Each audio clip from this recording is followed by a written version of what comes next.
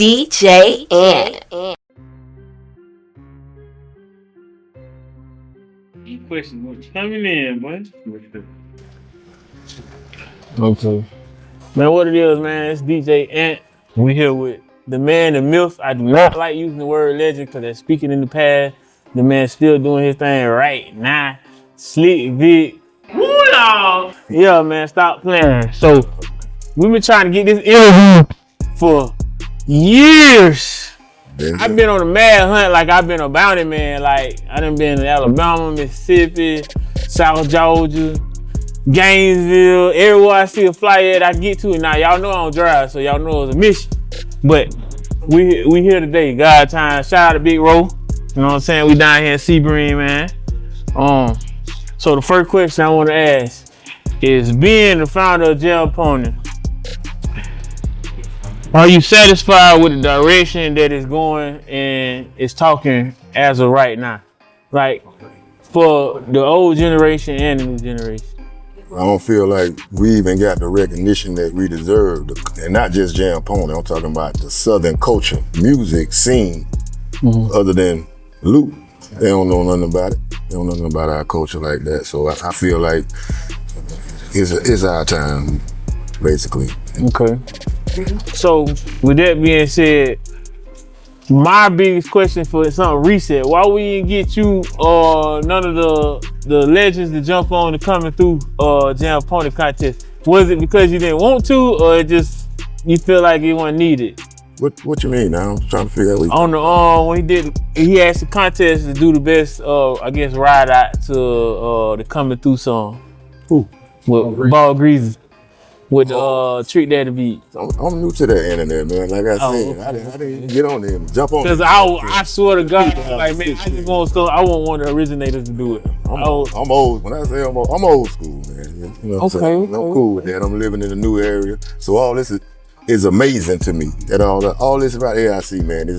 It's a wonderful thing. I wish it was around when we started, but hey, it's here. No, I don't think we needed internet back then, boy. It's here now.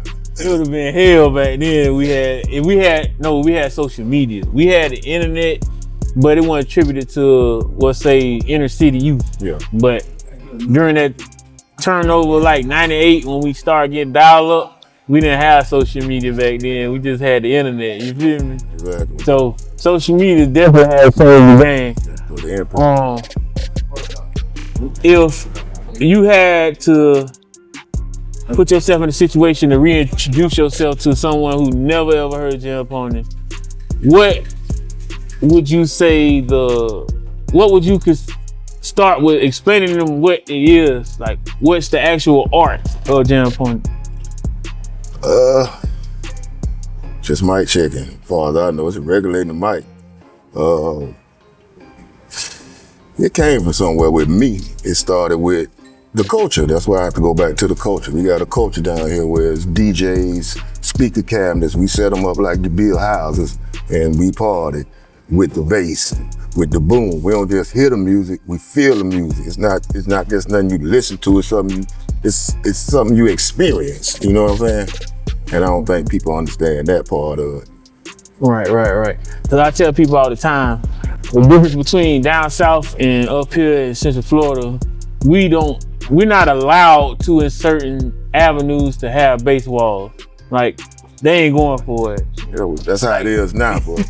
But when you come down there, Brown Sugar Fed, Sis Trump, Martin Luther King, or sometimes y'all do every Sundays battling out. I'm in the DJ group on Facebook where I've been looking for you too, but that's a whole nother conversation. They had the walls, just crazy walls, playing with the players. Everybody battling out, who got the best generator and the best radiators. How can you explain that culture to, like I say, the essence of ponying? What made you just say one day? Did it start out you DJing and you just say, man, this club dead, I'm finna rock the mic, or was it already like?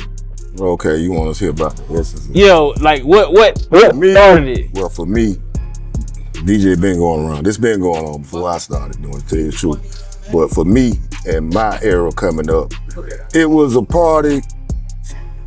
Put it this way: the mic sitting on the gooseneck on the DJ box. Used to sit like this. You know what it was for?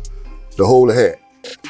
And every day take that hat off and say something like, such and such, move your car, we need such and such, just like they do with them little CB radios in front of the store at the Walmart. Right. That was the use of a microphone. Until a drunk uncle came along at the party, grabbed the mic, started telling jokes, cracking on people, doing other stuff, and the party just woke up, became another whole dimension. And that's what started that. You mix that with, for me, again, I say this. Yeah, we mix that with Tiny Head, S&M DJs. He used to do commercials back in the days, original Pac Jam. And in them commercials, they about a 30-second commercial. Yeah, about 5, 6, 7, 8 songs in that commercial. At a time when DJs was making those same commercials and have one song in it playing, and then they might say, and for the ladies, and then a slow song will come on, and come on out to such and such. Let me see it like this. Tiny Head changed the game for me when he used to make those commercials with 7, 8 songs in them. He might say, well, y'all come on out, cause it's gonna be, and then the record will finish off what he's saying. Y'all come to the record say Pac Jam, cause we, and the record say, get down. And he was actually regulating a commercial. Mix that with Super Blue, CM Express DJs. He was the guy that would regulate the hook of a record, cause that repeats itself. Right. You take that, you take what I just said, you mix it all up. You do what we was doing, which was DJing, doing our thing. Mix it up with that crazy drunk uncle at the party.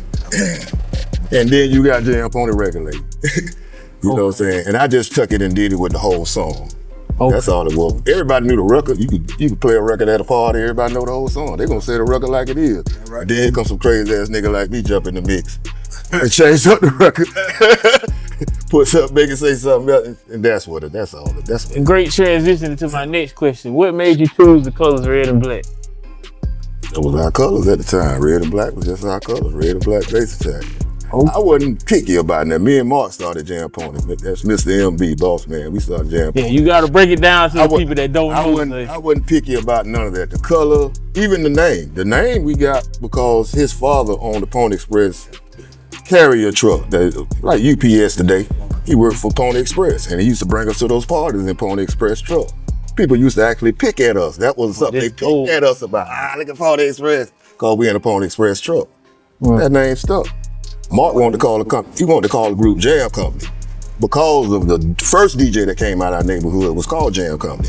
I didn't want to use a name that somebody had already had. Right. So, but he was so determined on using that Jam Company, and the neighborhood was already calling us Pony Express. When he came up with the name Jam Pony Express, I was like, well, my first response was, you had to put that jam in there. I accepted the Pony Express cause that's what everybody was calling us already. Right. You know, they was picking at us doing it, but they was calling us that. I took it. I said, I don't care what you call us. You call us Shithead Express, we gonna be #1. I knew that then. I said, we gonna be the best at this shit, so I don't give a fuck what our name is. All right. And that's what it was for me. Cause y'all really started y'all really started a lot of people to get into DJing all across the Southeast. Like, I'm one of them.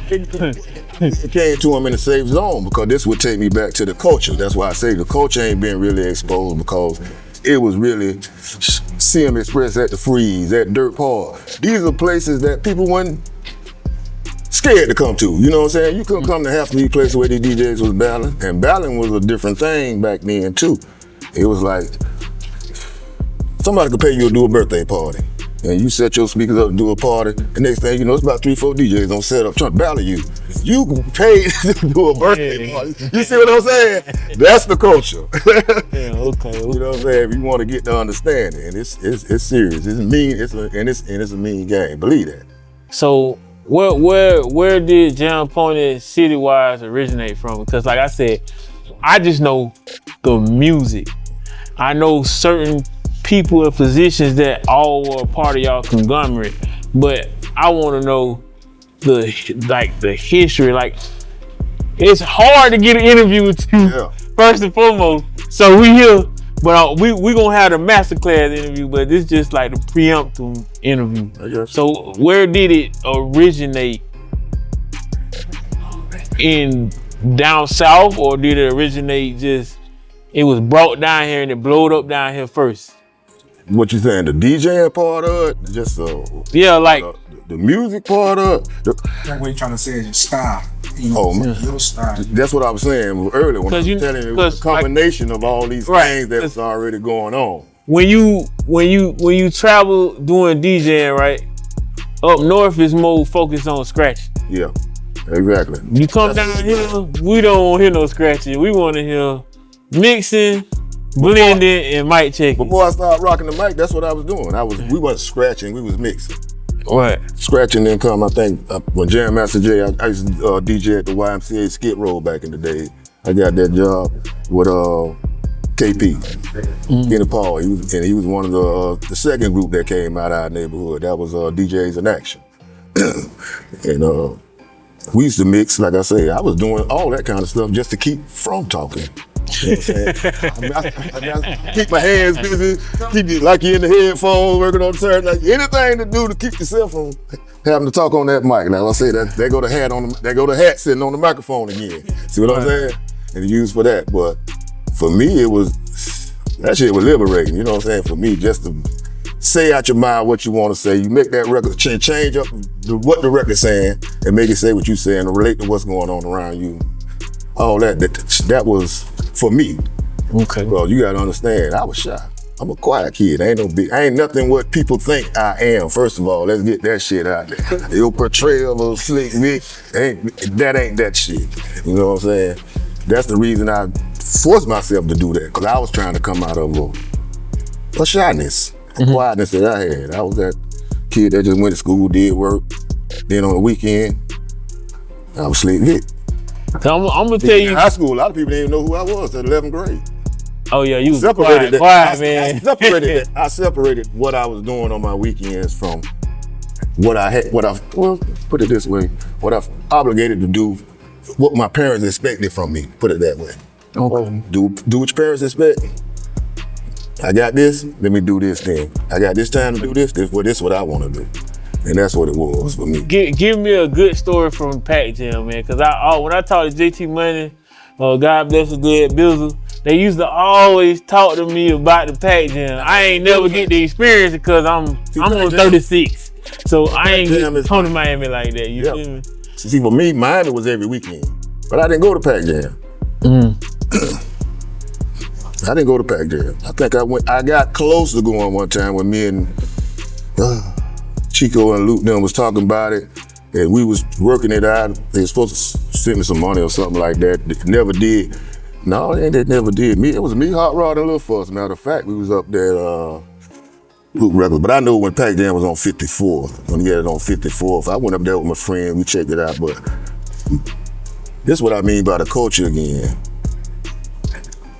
Champagne is Lauderdale, Pompano, Deerfield, Palm Beach, Delray, all that area up there. Okay. Miami was like what I was telling you about. You go there to do a birthday. I went there to do a party for my cousin. This is my cousin party. Ghetto Style Phase 2 pulled up on us, trying to steal our speaker that I had sitting in front of the house. It's the culture of Miami, see what I'm saying? They battle gang. It's different. That's what I'm saying.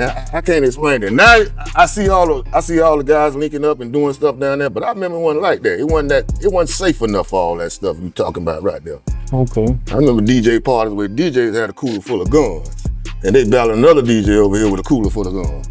You know what I'm saying? So my era of battling ain't what people, what they call it today. I look at, yeah, that's cool, but that ain't what it was when we came up. You know what I'm saying? It was because you in these places, you in these most dangerous places to begin with. Right. And that's what I say, that's the difference to me, other than the style, is the fact that the mixtape came along. When that mixtape came out, now you can put that wild ass place in a bottle, in a mixtape, and now somebody can play it somewhere else safely. You know what I'm saying? Yeah. Cause I know grew up in the scene. I know for a fact. Pac Jam was wild and all that, but I can't say I was out at Pac Jam because I wasn't. I was busy. I had 2-3 parties a week. You know what I'm saying? So I didn't have time for that unless they paid me to come there. I literally had maybe 30 Jam Pony Express cassette tapes. I got like 5 of them now, but they broke. I got all the audio off on those, you know what I'm saying? They on my Dropbox. But how did the distribution, what made, did y'all start making y'all own, or did y'all already have somebody say, hey man, I see what y'all doing, we want to put y'all on cassette tapes? And the tapes been around since reel to reel. I was around when the guys were coming home from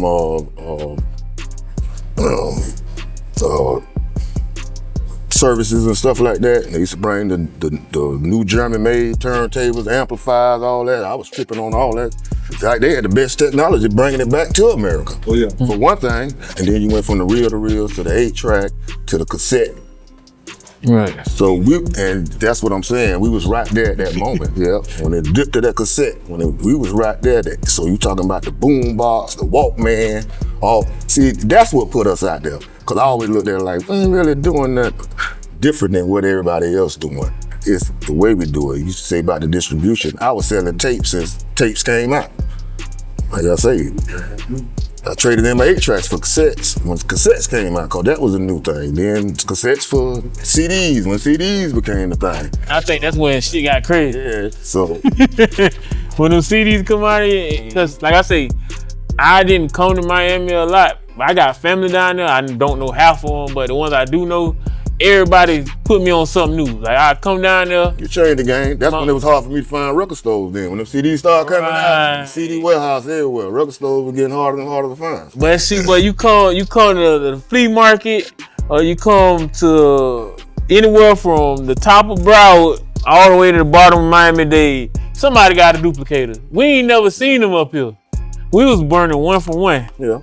But y'all was having 9, 10 dupes at one time, just poop poop, and we like, man. It wasn't really us. Like I said, yeah, that's that next generation. You see, we got about 2-3 generations of Pony now, and I'm the first. I'm the originator. Right. When we was doing it, I had you got an amp rack full of amps.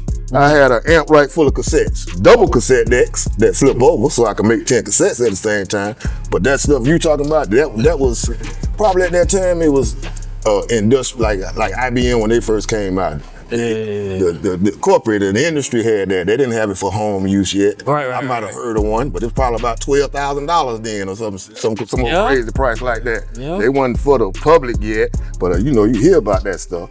Mm-hmm. But I'm from the ground up where I was doing that at the house, like I say, with a double cassette deck, 5 double cassette decks that can record 10 tapes at one time. So you couldn't fuck all day, every day, for years. Put it that way. Okay. And I was doing that myself. My brother-in-law skipped school, went to the flea market, took one of my tapes up there to Cotam Stereo at the Oakland Park Flea Market, and that's how my tapes got in the flea market. Once they got in the flea market, I don't know where they went. I just was hearing the stories and I'm seeing what's going on now from all that, but that's what it was. So it wasn't really no distribution game. It was just niggas just trying to have fun, party, have a good time, stay out of trouble, fuck some hoes, shit like that. That's all it was. It wasn't no big, you know what I'm saying, no big formula or secret to the shit. That's you know what I'm saying? Exactly. Sitting on the corner, you know what I'm saying? Well, to get the fuck off the corner. Yep. Let's go see what they doing on their corner over there. So that's all it was. Okay, and what was the first song you ever Jam Pony'd on and recorded? I couldn't even tell you. I couldn't even remember that. That was a throw. Hey, bro, that's a throw question right there. I couldn't even tell you. We started in '81, so you got to think of the music that was out there, and then even we was jamming the music that came out previous to that. So we was jamming all that music. My first introduction to Jam Pony was Clear. Yeah. And my daddy, God bless dad, used to pay the hell out of that. That was his bass check. Yeah, it even Clear is what, 82, 83 when they came out? Yeah. 82. That was up Group here. 81. Up here, that was the bass check. When Yo Clear and the basement mechanic dude. Mm-hmm. I used to go to Miami. It was I remember a time when it was It's Yours. Be 10 DJs set up. Everybody come on with that It's Yours. That was Feel Rock. Yes, goodness. That was the bass check record for down there for a minute. I remember there's certain records you'll hear people come on with that same record bass check, but not clear so much. It's a electro record. It ain't really body mechanic. Like, Yeah. you want to say about a bass record, but that's what we was all about. About that bass. About that bass. Yeah, that's why I go back to it. It's not something that you can just hear. You gotta experience it. Yeah. Everybody want to get Luke the love. Music just booty music, but then they go down there and experience the booty with the music and the whole scene that come with it, the bass and all that driven and it's hitting you, and then they come back with a whole different vibe on it, a whole different take on it. Right. You know what I'm saying? Because it's an experience, really. So, Even with no speaker stack though. oh yeah. That wall of speakers feel that bass. Goodness. My first wall, I don't remember that dude, man, but he used to work at, I don't even think they got USA City Market no more. No, But my first wall I seen, I think it was Buddy Local. it was Jamaicans. Just like my man said in New York, I said, that's why I say our culture need to get out. Yeah, that's it. I seen that wall and I was like, man, what the hell is that? That's what I'm saying. I didn't know it was speakers. Yeah. And when they cut them on, I'm like, man, what is this? And next thing I know, they took me to the park. It's like Cool Herc was saying up there in New York. That's why I say we need to get our culture out there, because that's the same thing. Them Caribbeans and Jamaicans brought that over there, that sound clash and that big sound system. Mm-hmm. That's when I first heard it. Okay. I just heard some guys playing, but they weren't playing our music. They were just playing reggae music. Right. I turn on just them subs. At first they had a big old wall set up at the park. And then you hear them highs come on. I'm looking at this big old wall like, damn, that's how. Then they'll turn that off and then that bass come on. Yeah, then they'll turn that high like they mixing the bass and the highs. Oh man, I was hooked then. I got to get that through with my drum set. I had a drum set then. Then rap music came out. It was a rap. You know what I'm saying? All the time Sugar Hill Gang dropped, I dropped my drumsticks and picked up turntables. Okay. Here we are. Rest of this one. What question you got for me? Yeah. Inspired you to do off that mixtape Friday. Friday? Yeah. Oh, the movie. I love music. I love movies, especially black, what they call exploitation movies. I grew up on that. My father used to take us to the drive-in every weekend. We used to watch movies. And I thought I had a whole different take on life growing up watching all those kind of movies. Okay. I thought those were the stars, those were my stars. Celebrities growing up, stuff like that. So when I see a movie like Friday, it throw me back to that, to my childhood. Basically. What made you start doing? Was it part of the pony, or did it just happen on the fly when you do your ad libs? Cause that's what made me happy when I listen to Djanttv. The ad lib, the commercial. When you just be like, ooh Lord, like, oh, they were like, I'm like, Yeah. what is this? That's spontaneous. That's. It just came. Yeah, it's something we do to hype each other up, and then that just so come at you. Like the whole. That Coke 45. Yeah, whatever it is, yeah. Cause I mean, like, bro, like that, I'd be mad as hell, come from school, cut that Djanttv on, like, that's all I want to hear. Yeah. They was like, bro, it's so much other music, man, I don't want to hear that. They'll play that, especially in the two, like, I'm It's young. Yeah, but it's an aggressive attempt to pump oneself up. You know what I'm saying? It just come out of you. It ain't nothing out. It ain't like I'm write down something then I write that in. Woo out there. You know what I'm saying? It just so come at you. Cause like the heat of the moment, put it that way. Yeah. what I love the most is when between DJ Chip, man, and y'all intros, like a bitch bug out by the intros. Every intros y'all make, cause y'all was chopping them bitches right on time. And it, like y'all make 5 or 10 songs, make a whole sentence, and we like, how? I wore out so many pause buttons on tape.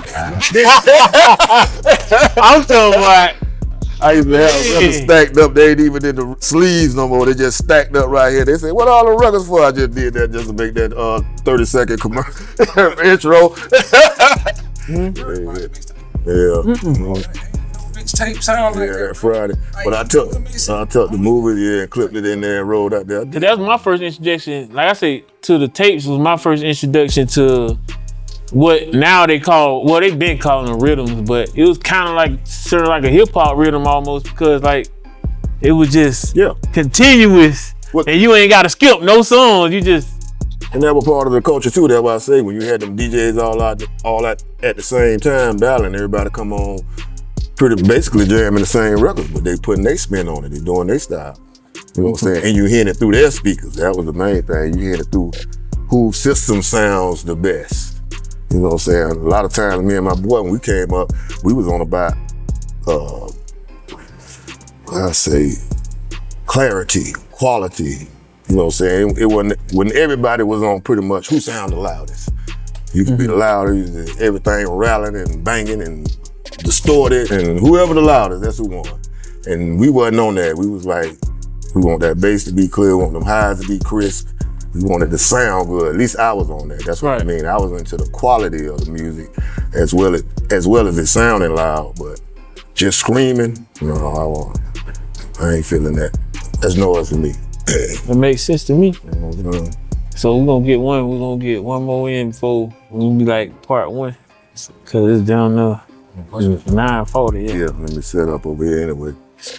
So what one you got for him? My question probably is, like when you made the mixtape, a lot of the mixtapes you did drop it. I noticed that you're just how rap music and you'll venture out to slow music. Yeah. So what the mindset was behind that? Because I want when you crank people up, you gotta chill them back out. You know what I'm saying? That's how I see it. You just can't rile people up and just turn your back and just, okay, go on out there into the streets. You know what I'm saying? You bringing that on, you know what I'm saying? So for me, you got to chill them out, you know what I'm saying? That's what I always call it. Once again, you into that culture, into that environment that I grew up in, you'll know that'll be the wise thing to do. Right. You know what I'm saying? So being that this part one, y'all, we ain't gonna end my all the questions. You know what I'm saying? We're gonna do this one last question, and then the next one, y'all know what time it is, man. Djanttv, we got Rock Around the back, you know what I'm saying? Make sure y'all tune in. You can see the episode. Double Gun Radio. WGUN 187.1 radio. You know what I'm saying? On your internet. Get that in Check now. us out, tune us in. I'm finna download the app right now. You know what I'm saying, man? So this is the last question before we get this show started tonight. Who are the original members of Djanttv Express? Well, it started out with me and Mark. Myself, Mr. MB, Boss Man MB. I made sure to call him Boss Man because I didn't want them people bringing their problems to me. I was just for the enjoyment and the music and having a good time. So he, Boss Man, and David, Spider D. He was at the time. David was like what we say, he'd be the one when we set up the music and we started jamming. David was the one that would always pull the girl up off the floor. He'd get the party started. Start dancing, doing his thing and stuff like that. But it's me. But later it was just the neighborhood. Anybody, the guy that was in the hood, that was around us at the time. Shoot, if you could grab a record crate in the speaker, shit, you in the group. That's what it was. Like I say, we was just in the hood. Man, I really genuinely appreciate you giving us the time out this busy day. And like I say, big up the road, man. Big up the Rocket Rod, man. True. Big up to you for accepting the interview. I'm talking about, really, you don't understand, I feel like a kid in goddamn Toys R Us right now. I just can't show it. I'm too grown for this shit. But this goddamn split Vick, man, you don't understand. Like, the rest of it coming, man, y'all lock this in, man. It need to be heard, cause like I said, a little kid like me on cassette tapes is the reason I'm still DJing 20 years strong. And Djanttv inspired a lot of that. Appreciate you. Y'all check in. All right, let me grab this stuff.